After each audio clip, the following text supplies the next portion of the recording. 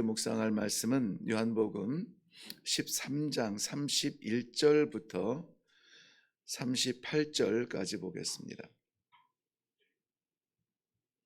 요한복음 13장 31절부터 38절 말씀입니다. 네, 우리 한 목소리로 같이 읽겠습니다. 시작.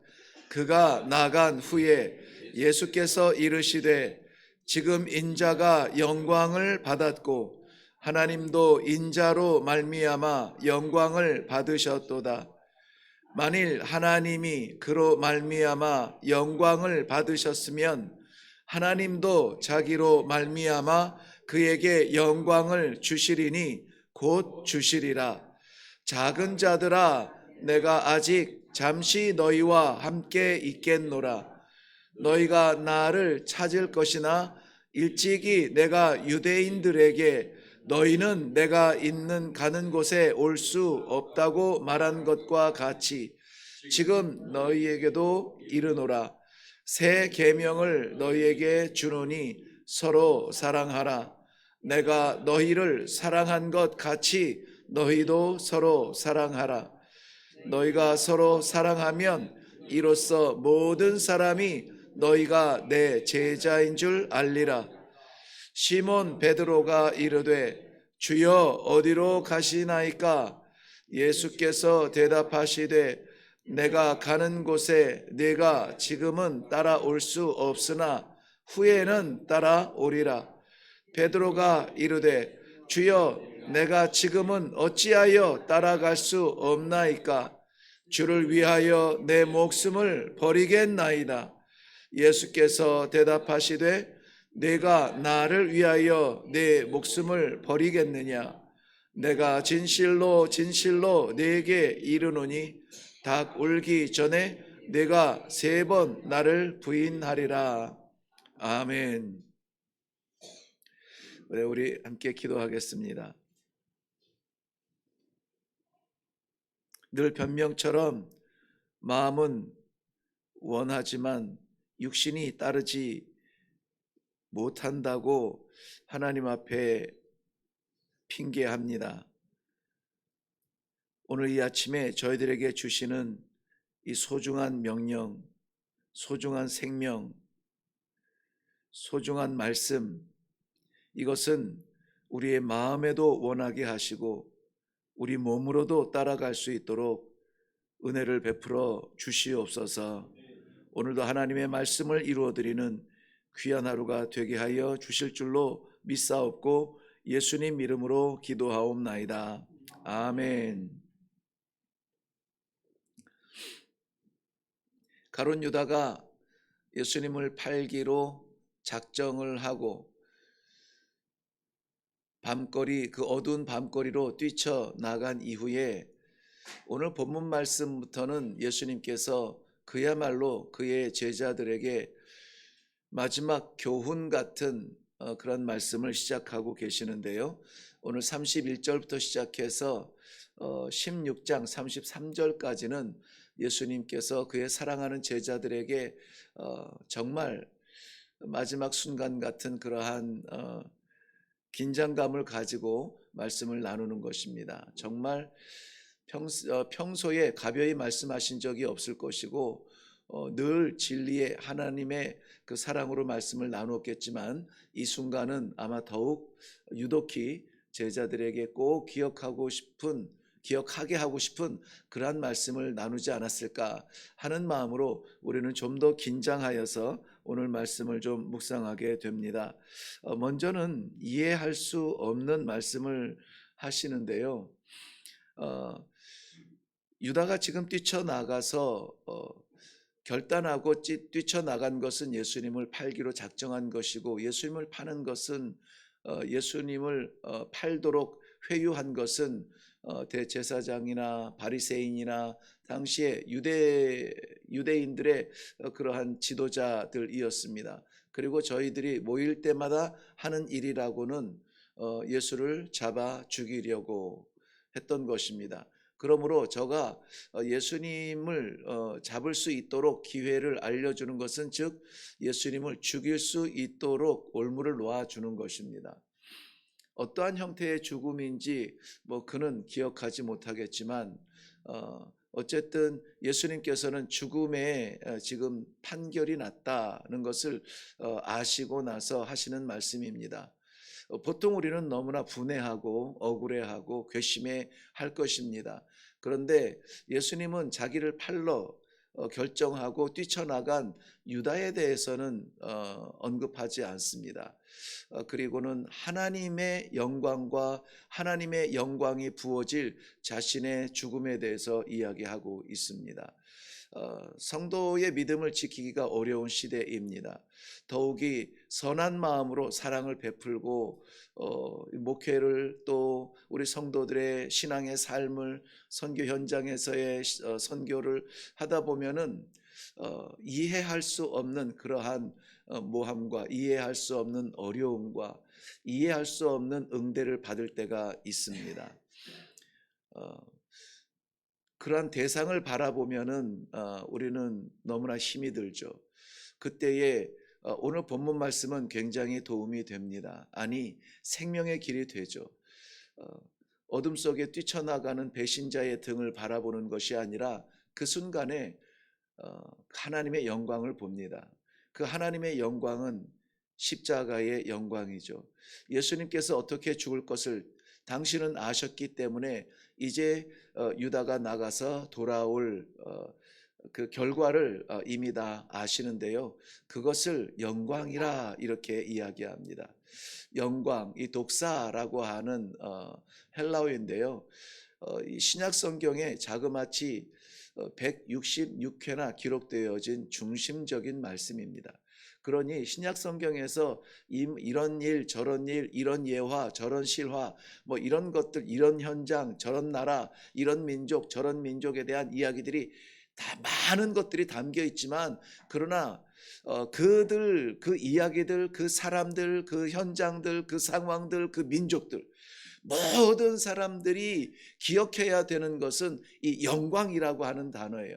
이사야서 43장 21절에 있는 말씀처럼 이 백성은 내가 나를 위하여 지었나니 곧 나의 찬송을 부르게 하려 하심이라. 하나님께서는 분명히 목적을 가지고 그 백성을 지으셨습니다. 그러면은 그 백성이 하나님의 뜻하신 바 뜻대로 살기 원하면은 어떻게 해야 되냐? 자신의 성공, 자신의 인정, 자신의 안정, 자신의 어떤 혜택, 이런 것들을 셈하고 계산하며 따라갈 것이 아니라 부름받은 바, 원래 하나님께서 계획하신 바 하나님의 영광을 위해서 꽃피면 되는 거예요. 하나님의 영광을 위해서 찬송하면 되는 것입니다. 그러니 우리의 고민은 무엇입니까? 내 삶이 하나님 앞에 영광이 될까? 그 이름의 영광이 될까? 내가 계획하는 것이 하나님께 영광이 될까? 내가 결정하는 것이 하나님께 영광이 될까? 라고 하는 하나님 앞에 불리워질 찬송이 변질되지 않고 오염되지 않고 그렇게 순전하게 꽃처럼, 그렇게 향기처럼 하나님의 영광을 찬양하는 그러한 삶의 모습인가? 우리의 늘 관심, 관점, 초점, 이것은 하나님의 영광이어야 되는 것이죠. 예수님께서 이 땅 위에 오신, 성육신하신 그 목적과 이유를 너무나 잘 아셨어요. 한 번도 다른 길 가지 아니하고 다른 생각하지 아니하고 오직 이 길을 향해서만 달려왔는데 이제 마지막 그 때가 되었습니다. 하나님께서 받으실 그 영광의 자리가 십자가일지라도 그 영광은 변하지 않아요. 하나님께서 우리에게 허락하여 주신 그 영광의 순간이 고난의 자리일지라도 그 자리를 피하면 안 되는 것이죠. 왜냐하면 바로 그 영광의 자리에서 하나님의 영광을 내게 주신다는 거예요. 하나님의 영광을 내게 주신다는 겁니다. 감히 창조주 하나님의 영광, 모든 땅 위의 창조물들이 오직 이것 하나, 하나님의 영광을 위하여서 고민하고 뛰어가며 달려가야 되는 그 영광 다 하나님께 돌려드려야 하는데 그 영광을 우리에게 주신다는 거예요. 예수님께 주신다는 것입니다. 그래서 예수님 앞에 놓여있는 십자가는 더 이상 사형수의 죽음의 자리가 아니라 하나님의 영광의 자리라고 하는 것입니다. 예수님 외에는 그것을 이해할 수 있는 사람이 아무도 없었어요. 오직 예수님만 그 영광의 자리를 이해할 수 있었어요.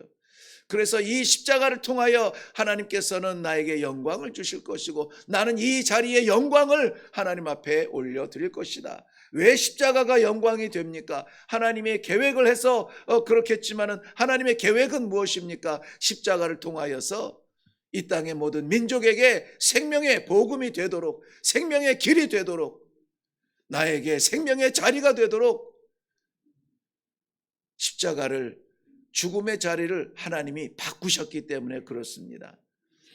죽을 것 같은 상황에서, 그러므로 우리는 죽을 것 같은 자리를 바라보아서는 안 되고 그것을 계획하고 뜻하신 하나님을 바라보고 하나님의 뜻을 바라보며 하나님의 영광을 어떻게 해서든지 마지막 호흡을 다해서라도 하나님께 찬송하며 하나님의 그 영광에 흠이 되지 아니하도록 돌아서지 아니하는 신앙을 갖게 하여 주시옵소서.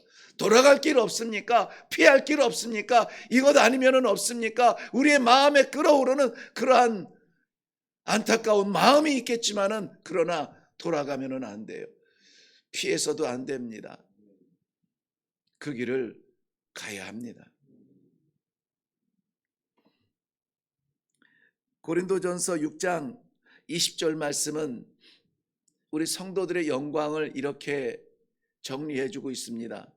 너희는 값으로 산 것이 되었으니 그 일을 이루신 하나님께 영광을 돌리라고 말씀하고 있어요. 오늘 우리는 우리의 것이 아니라 하나님의 것이라고 믿는 것이 성도의 믿음입니다.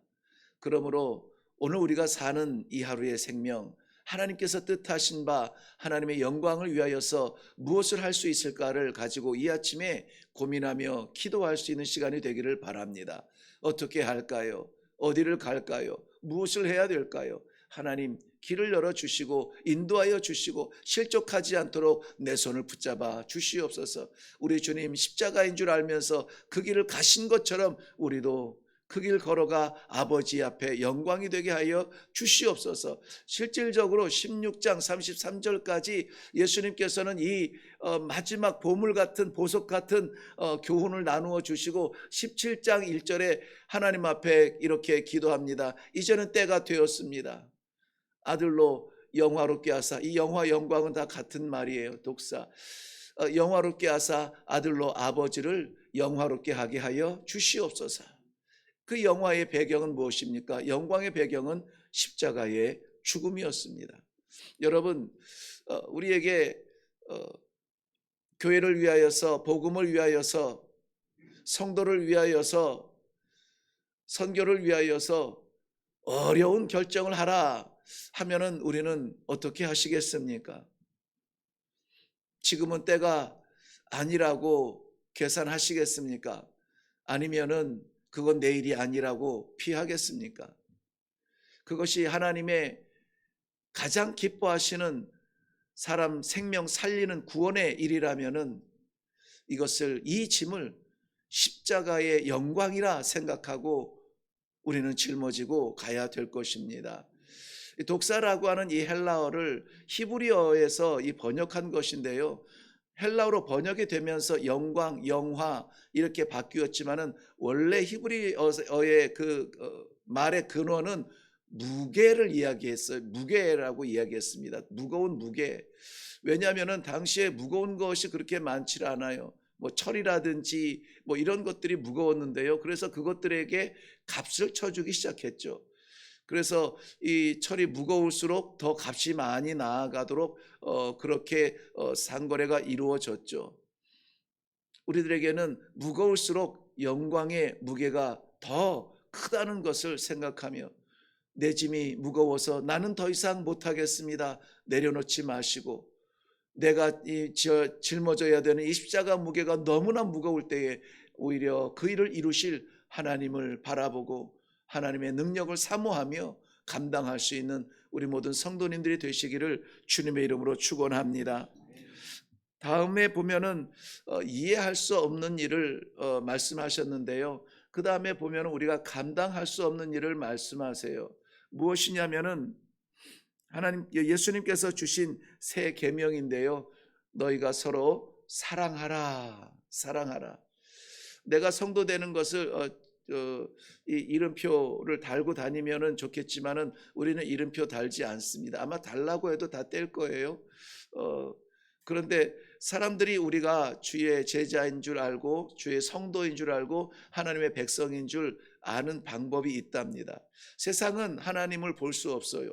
세상은 예수님을 모릅니다. 그런데 세상은 우리를 통해서 하나님을 봐요. 세상은 우리를 통해서 예수님을 만납니다. 그러므로 우리의 그것이 바로 하나님의 그것이라면 우리는 얼마나 긴장된 삶을 살아야 될까요? 말 한마디, 단어 하나, 내 주관대로 내 뜻대로 하지 않으려고 순간마다 이 말씀과 기도를 놓을 수 없는 것이 우리 성도들의 삶이 아닐까요? 그것은 영광인 것입니다. 하나님의 삶을 산다니요. 그리스도의 길을 걷는다니요. 이건 엄청난 것입니다. 그런데 주님께서 서로 사랑하라, 이것을 보며 세상은 너희가 제자인 줄 알리라. 세상이 본다는 거예요. 우리 교회 안에서 보는 것이 아니에요. 성도는 너희가 서로 제자인 줄 알리라 아니에요. 믿음의 사람들끼리 아는 게 아니라 세상이 안다는 거예요. 그러니 세상은 어디입니까? 우리 예배당에서 예배드리는 저 문 밖에 우리들이 살아가는 삶의 현장들입니다. 우리의 가정이에요. 우리의 회사입니다. 우리의 학교고 우리의 이웃이고 우리가 친구를 만나는 카페고 식당입니다. 거기에서 내가 무엇을 하는지 사람들은 우리가 제자인 줄 안다는 것이죠. 여러분, 가끔 이런 이야기를 듣는 것은 우리를 좀 이렇게 우쭐은 아니지만 흐뭇하게 만듭니다. 혹시 목사님 아니세요? 혹시 교회 다니지 않으세요? 어떻게 하셨어요? 그렇게 보여요. 이런 이야기를 들어보셨는지 모르겠습니다. 근데 정말 그런 이야기를 세상이 하더라고요. 들을 수 있기를 바랍니다. 이거는 원래 세계명은 아니죠. 구약에서도 이미 내 이웃을 내 몸과 같이 사랑하라 하나님께서 말씀하셨어요. 그러므로 사랑은 우리의 사명이에요. 임무입니다. 책임이에요. 그런데 그 사랑과 오늘의 사랑, 예수님께서 말씀하시는 사랑은 차이가 있죠. 내 이웃을 무엇처럼 사랑하라고 합니까? 내 몸처럼 사랑하라. 그 사랑도 굉장히 소중한 사랑이에요. 그런데 내 몸을 다해서 내 정성을 다하여서 사랑을 하는데 내가 할 수 없는 곳까지 가지는 못해요. 내 몸을 사랑하듯 사랑할 수는 있습니다. 그런데 내 몸이 할 수 없는 것은 할 수 없는 사랑이라는 것이죠. 그런데 오늘 예수님께서는 차원이 다른 사랑을 기대하세요. 내가 너희를 사랑한 것 같이 너희도 서로 사랑하라는 것이에요. 여기서 같이라고 하는 말을 들을 때마다 저는 심장이 철렁철렁 떨어지는 것을 느낄 수가 있습니다. 무게가 똑같아요. 양쪽이 이렇게 수평을 이루는 저울 같아요. 주님께서 우리를 사랑하는 그 사랑의 무게가 이만큼이라면 이것과 같이 똑같이 너희도 서로 사랑하라는 것입니다. 너희를 침뱉는 자를 용서했다면 우리 주님을 침뱉는 자를 용서했다면 우리도 침뱉는 자를 용서해야 돼요. 모함하고 괴롭힌 자를 사랑했다면 모함하고 괴롭힌 자를 사랑할 수 있어야 되는 것입니다. 자기의 옆구리에 창을 찔러대고 조롱하는 그러한 병사들까지 사랑하고 주님 저들의 죄를 용서하여 주옵소서라고 했다면 내 옆구리를 찌르고 나를 살 수 없도록 밤잠을 잘 수 없도록 괴롭히는 그들을 향하여서 저들의 죄를 용서해 달라고 기도할 수 있는 그 사랑을 요구하고 계세요. 할 수 없습니다. 우리는 못합니다. 이 할 수 없는 일을 우리 주님께서는 오늘 요청하고 계시는 것입니다.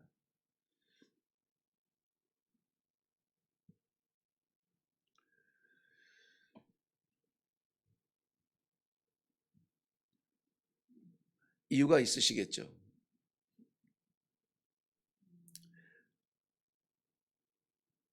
시몬 베드로가 예수님에게 이렇게 이야기합니다. 주님 어디 가십니까? 예수님께서도 이미 말씀하신 것처럼 내가 가는 곳에 네가 지금은 따라올 수 없으나 후에는 따라오리라. 따라가는 것은 간대요. 따라가는데 지금은 아니라 후에는 이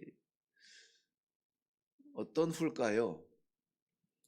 우리가 감당할 수 없는 사랑을 얘기하시고 네가 내 사랑을 너도 그렇게 해야 된다라고 말씀하신다는 겁니다. 저는 못합니다. 당연히 못합니다. 그런데 후에는 할 수 있어야 되겠죠. 그 후라는 것이 무엇일까? 이 베드로의 궁금함은 그저 어떤 행차를 하시는지 지리적이고 가시적인 것을 물어보았겠지만은 코바디스 도미나이 도미니 코바디스 뭐 주님 어디로 가십니까? 이런 질문이겠죠. 그런데 이 주님께서 지금은 감당할 수 없다라고 말할 때 이 베드로는 불끈하죠. 나는 주님을 위해서 내 목숨까지도 내놓겠습니다. 내 목숨까지도 내놓겠습니다. 그런데 예수님이 붙잡혀서 다 묶이고 조롱당하며 채찍 맞을 때에 그를 모른다고 배신했던 그러한 제한적인 열정이었습니다. 우리는 하고 싶은 일을 다 하지 못해요. 말은 그렇게 하지만은 이루지 못합니다. 그런데 후에는 그렇게 하죠. 예수님을 모른다고 피하기도 3번이나 피했고 예수님도 그걸 말씀하셨어요. 그런데 어떤 순간 이후에는 저가 예수님의 복음을 위해서 주는 그리스도라고 외치면서 순교의 자리까지 나아가는 것을 봅니다. 바로 성령께서 그를 장악하고 나서입니다. 저가 기도할 때에 오순절 역사 우리가 기억하는 것처럼 기도할 때에 사도행전 2장에 부어졌던 성령의 역사가 도망하던 제자들을 피했던 제자들을 숨었던 제자들을 일으키시고 담대함을 주시고 광장에 나가 목숨을 걸고 복음을 선포하게 하죠. 그러므로 아무리 베드로가 내가 하겠습니다. 죽는 데까지 가겠습니다. 내가 내 목숨을 내려놓겠습니다. 할지라도 감당할 수 없는 일이라는 거예요. 그런데 성령께서 장악하시면, 성령께서 지배하시면, 성령께서 내 안에서 나를 통치하시면 그때는 할 수가 있습니다. 그러므로 우리가 우리 입술로 내가 하겠습니다. 내가 하겠습니다. 내 안에서 성령께서 하게 하시도록 우리가 오늘 이 아침에 기도할 때에 나를 지배하여 주옵소서. 내 입술을 지배하여 주옵소서. 나는 분하고 억울해서 사랑의 말이 나아갈 수 없습니다. 찌르면은 나도 같이 찌릅니다. 이런 내 성품입니다. 나 아시죠? 그런데 오늘 이해할 수 없는 사랑을 하라 하시고 감당할 수 없는 사랑을 하라 하십니다. 나를 다스려 주시옵소서. 이 아침에 기도하실 때에 그야말로 내 안에서 나를 장악하고 계시는 성령님의 역사를 체험할 수 있기를 바랍니다. 오늘의 내 삶이 변화되기를 바랍니다. 내 생각이 변화되기를 바랍니다. 그리하여서 내가 기뻐하는 자리, 내가 원하는 자리가 아니라 하나님께서 영광 받으실 그 자리까지 나아갈 수 있기를 바랍니다. 슬퍼도 답답해도 안타까워도 거기에서 하나님께서 나를 통하여서 이루실 일이 있다면 그렇게 쓰임 받으시기를 주님의 이름으로 축원합니다. 기도하겠습니다. 서로 사랑하라. 감당할 수가 없습니다. 주의 십자가가 영광이라는 말도 이해가 되지 않습니다. 그러나 하나님께서 사랑하는 제자 베드로에게 후에는 네가 가리라. 인격적으로 감당할 수 없는 그 심령에 성령을 부어 주시어서 성령의 통치함을 받고 하나님 말씀에 순종하여서 순교의 자리까지 달려갔던 그들을 우리는 영광스러운 제자들이라 기억합니다. 이 시대를 살아가는 하나님의 귀한 성도들, 성령의 임재와 성령의 다스림과 성령의 통치함으로 말미암아 우리도 하나님께 영광 올려드리는 가장 멋진 자리, 가장 아름다운 자리, 아니 가장 힘든 자리도 마다하지 아니하고 달려감으로 그 십자가 침으로 말미암아 하나님 앞에 영광될 수 있는 귀한 성도들이 되게 하여 주시옵소서. 이 말씀 우리 삶 가운데 어떻게 일어나는지 이 아침 기도 시간에 저희들에게 능력을 부어주시고 우리 하나님 아버지 뜻대로 인도하여 주시고 그 영광의 찬송을 받아 주실 줄로 믿사옵고 예수님의 이름으로 기도하옵나이다. 아멘. 네, 저는 이런 말씀을 나눌 때마다 항상 이런 생각이 먼저 드는 것 같아요. 그 새벽을 깨고 올라오는 성도들에게 또 하나의 무게가 짊어지겠구나, 삶의 숙제가 짊어지겠구나 그런 생각이 먼저 들어요. 그런데 그것은 제 생각이고요. 그 무게는 결국 나중에 영광이라는 단어로 변했다고 했죠. 그 무게가 결국은 우리가 하나님 앞에 올려드리는 영광의 자리가 될 것입니다. 그러므로 예수님의 십자가로 인하여서 우리가 살아난 영광을 누리고 있다면 또한 우리도 그의 길을 걸어감으로 말미암아 하나님 앞에 영광 올려드리고 그 영광으로 말미암아 잘했다, 착하고 충성된 종아, 하나님 앞에 인정받을 수 있는 그러한 성도, 믿음의 동지들, 하나님의 영광의 자리에 함께 설 수 있는 그러한 믿음의 가족들이 다 되시기를 바랍니다. 이 아침에 말씀을 생각하시면서 내가 감당할 수 없는 하나님의 그 기대를 주실지라도 포기하지 마시고 나는 안 됩니다, 나는 못합니다, 내 성격 아시죠? 그러나 성령 하나님 아버지 나를 다스려 주옵소서 간절한 마음으로 기대하시고 기도하시고 내려갈 수 있기를 바랍니다. 우리 다 같이 기도하겠습니다.